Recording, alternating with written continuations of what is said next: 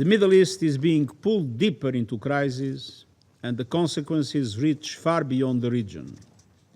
This week has brought wider attacks and further deterioration. I am profoundly concerned it could trigger a full resumption of conflict. Escalation in the Middle East reverberates across borders and continents, through political tensions, displacement and rising insecurity, through markets and trade routes, through food and fuel costs. A brutal price is being paid by the region's people, and it is extending to the wider world, particularly the most vulnerable countries and communities. Since March, we have witnessed a serious escalation as Israel intensified its operations in Lebanese territory and Hezbollah fired deeper into Israel. We have seen the killing of civilians, entire communities uprooted, and extensive demolition of homes and civilian infrastructure in southern Lebanon.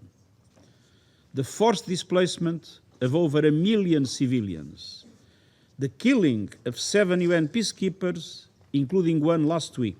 The situation in the occupied Palestinian territory, namely Gaza and the West Bank, including East Jerusalem, is rapidly deteriorating. Despite the ceasefire announced 8 months ago, Gaza still faces profound uncertainty and immense human suffering. Violence is on the rise, with civilians killed on a daily basis. Humanitarian operations remain heavily constrained. Basic human needs for clean water, sanitation, food, shelter, health care, and more are going unmet. And the Israeli government is declaring its intent to control 70% of the Strip. It's time to get serious about the only credible way forward. An end to the occupation and a two-state solution where two independent, sovereign democratic states, Israel and Palestine, live side by side in peace and security within their secure and recognized borders on the basis of pre-1967 lines, with Jerusalem as the capital of both states, in line with international law, UN resolutions, and other relevant agreements. Delay and denial only perpetuate injustice, fueling extremism in the region and further afield. Let me turn now to the Gulf region, where the ceasefire is more like a lesser fire, as we have seen with the escalating attacks and rhetoric over the last 48 hours.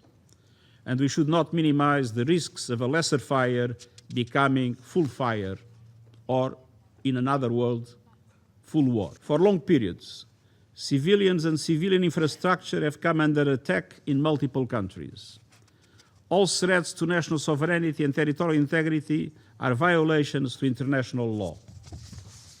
At the same time, restrictions on navigational rights and freedoms in and around the Strait of Hormuz are causing hardship and instability across the world, driving up energy prices and disrupting supply chains, making fertilizers more costly and hunger more prevalent, pushing up inflation and piling on debt. Even in the best-case scenario, these shocks will be felt for many months, with developing countries bearing the heaviest impact.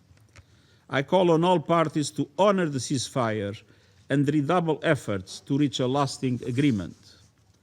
I am particularly thankful to the government of Pakistan for its active mediation, and I welcome the important contributions of Egypt, Oman, Qatar, Saudi Arabia, and Turkey. The world needs to see a complete ceasefire, with navigational rights and freedoms restored in line with international law and Security Council Resolution 2817, and serious negotiations on the nuclear issues, ensuring that Iran's nuclear program is exclusively peaceful.